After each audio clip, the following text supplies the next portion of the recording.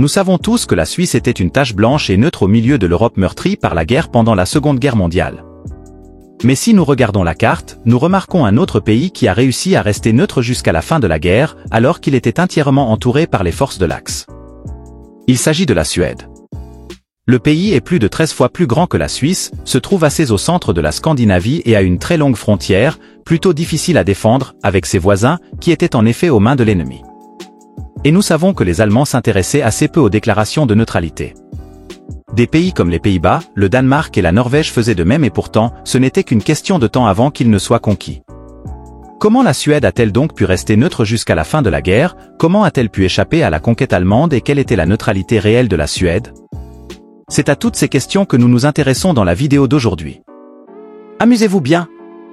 La Suède a connu une longue période de neutralité avant la Seconde Guerre mondiale. Celle-ci remonte à l'époque des guerres napoléoniennes, lorsque la Suède a perdu un tiers de son territoire avec la Finlande. La Finlande avait auparavant fait partie de la Suède pendant 6 siècles, non pas en tant que colonie, mais en tant que partie intégrante du pays. Cet événement est resté profondément gravé dans l'ADN suédois et la politique étrangère a développé la devise de la neutralité permanente. Elle l'a maintenue plus ou moins pendant toutes les guerres européennes qui ont suivi, y compris la Première Guerre mondiale.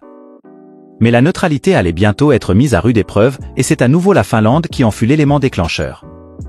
Le pays voisin a en effet été envahi par l'Union soviétique le 30 novembre 1939 et la Suède craignait d'être le prochain pays à être victime de l'expansion soviétique. De plus, on voulait soutenir les Finlandais. Lors de la guerre dite d'hiver entre l'Union soviétique et la Finlande, la Suède n'a donc pas déclaré la neutralité traditionnelle, mais s'est déclarée non belligérante. Le pays a ainsi fourni de nombreux équipements militaires et une armée de volontaires de plus de 8000 hommes, le corps suédois, est intervenu dans la guerre. Officiellement, le gouvernement suédois continuait cependant à se déclarer neutre.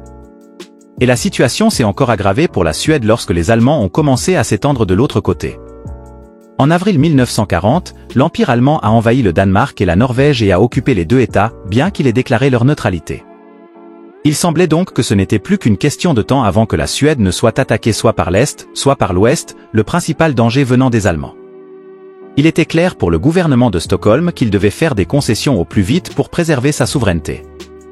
Ainsi, non seulement les demandes d'aide de la Norvège ont été strictement refusées, mais les Allemands ont été activement soutenus. Et ce à tous les niveaux. La production de minerais de fer était particulièrement importante. Celle-ci devint centrale pour la production d'armes allemandes et les minerais de fer devaient désormais être presque entièrement exportés vers l'Allemagne. Pour le reste, la Suède dépendait entièrement de l'Allemagne et 90% des exportations étaient destinées à ce pays. Plus tard, les Allemands ont même utilisé la Suède comme couloir de transit pour leurs troupes, ce qui a suscité un mécontentement particulier au sein de la population. Après l'invasion allemande de l'Union soviétique, la Finlande s'est alliée à l'Allemagne et plus de 200 000 soldats de la Wehrmacht ont été envoyés en Laponie.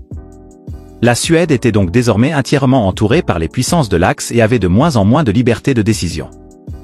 Le ministre de la propagande Joseph Goebbels a noté dans son journal en 1942 « La Suède a fait plus pour la conduite de la guerre allemande qu'on ne le suppose habituellement. » Il souligne leur neutralité, mais d'une manière qui est à notre avantage. Et il y avait aussi une autre raison pour laquelle l'indépendance suédoise était avantageuse pour les Allemands. Ils continuaient en effet à avoir une représentation diplomatique à Stockholm, qui était utilisée comme plaque tournante pour l'espionnage, la logistique de guerre et la propagande. Comme l'Allemagne était sinon presque entièrement coupée du monde, ils avaient donc un bras vers l'extérieur via la Suède neutre.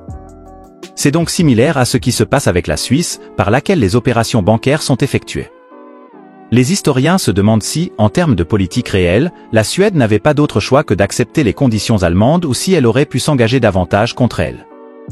Mais le fait est que la Suède a ainsi échappé à l'occupation allemande et est restée officiellement neutre jusqu'à la fin de la guerre.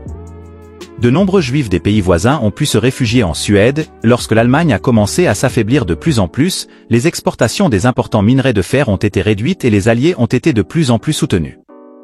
Nous voyons donc que la neutralité suédoise peut être considérée de manière critique, même si elle existe officiellement depuis plus de 200 ans. Mais l'année dernière, elle a connu une fin soudaine. La Suède a déclaré la fin de sa politique de neutralité dans le cadre de la guerre d'agression russe et elle s'efforce de devenir membre de l'OTAN.